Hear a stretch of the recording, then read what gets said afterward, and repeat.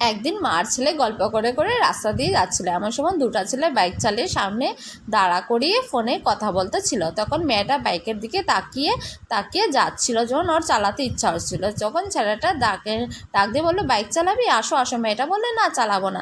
চাবি দিয়ে বললো, আসো আসো চালাবি, আসো। মেয়েটা বললো, না না। তারপরে দুটো ছেলে হাসি টিটকারি মারছিল মেয়েটাকে নিয়ে। ও মেয়ে হয়ে বাইক চালাবে বলছে, দেখো ওর সাহস কতটা, বলে খুব হাসাহাসি করছিল।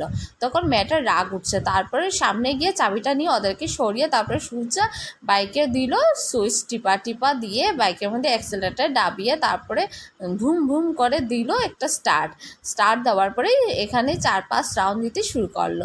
তখন রাউন্ড দেওয়ার পরে তারপরে বাচ্চা ছেলেটি দেখে খুব খুশি হয়েছিল। তারপরে ছেলেগুলা লজ্জার ছুটে মাথা নিচু করে দাঁড়িয়ে আছে। তারপরে ছেলেটা হাততালি দিল ওর ছেলেটা। তারপরে চাবি দিয়ে বলল, নাও, তোমরা কি আমাকে কম ভেবেছিলে? লজ্জা